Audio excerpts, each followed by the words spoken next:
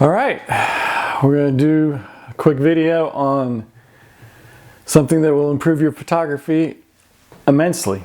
The ability to anticipate what's going to happen.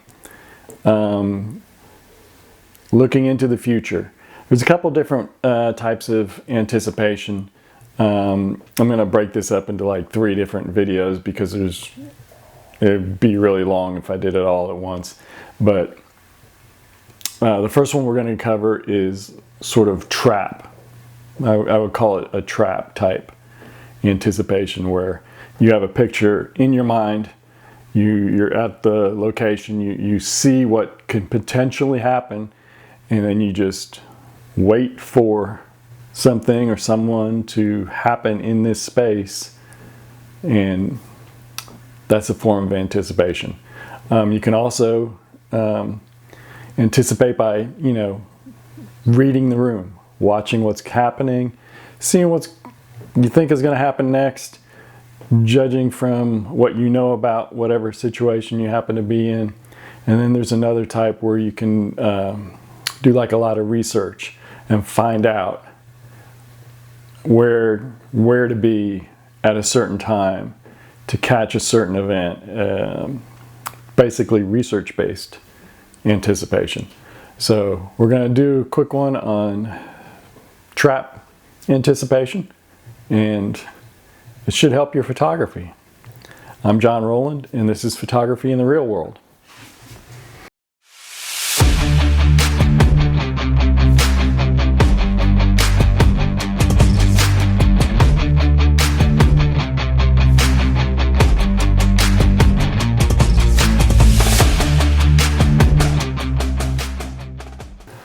Okay, so we're talking about anticipation, and what does that mean? When you're trying to take a really great picture, it really helps to be able to anticipate the moment. There's certain moments that are just gold. It's gold, Jerry. It's gold. But you've got to be ready for it when it happens. And one of the ways you do that is pay attention, think about what you're doing, anticipate what could happen, what's coming next. So, case in point, during Hurricane Katrina, I photographed the hurricane and was in New Orleans, and the day after the hurricane, I managed to make it to the Superdome. Could do a whole other video on everything that happened before that. But I got to the Superdome. I went in, and I saw this beam of light, coming through the roof of the Superdome. And I was like, wow. That's really cool, but it was missing something. So I went down the stairs onto the field, and at this point I promised myself I'm not leaving this spot until something happens. It's a picture, but it's not great. It needs something. And you always know when your picture needs something. So when you're out hiking or on a trail or touring something with people, it's kind of a pain in the neck to say, hold on, I see a picture here, I'm just going to sit and wait. Well, people you're with aren't going to want to wait with you, and they want to see things. They want to go do things. If you're going to go out and take pictures, maybe it's best to do it alone. So anyway, I was going to wait as long as it took for something to happen in this beam of light. And I got there, I framed it up, I'm ready to go, I'm just checking it. I didn't even really have time to fine tune it. I'm looking down at the camera, thinking about, maybe I can shoot this.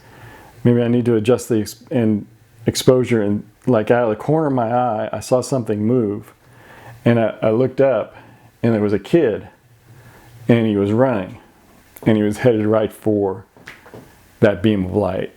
And I was like, oh, shoot, pop, pop, pop, pop, pop, pop.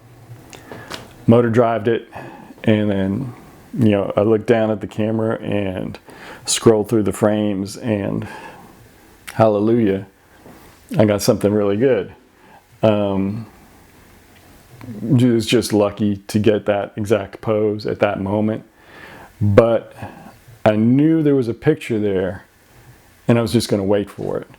In another case, I went to a baseball game, and this was the first time LSU and UL Lafayette were going to play each other in quite a number of years. It was highly anticipated. We were saving a spot on the front page for it, the art and the story, and it's raining.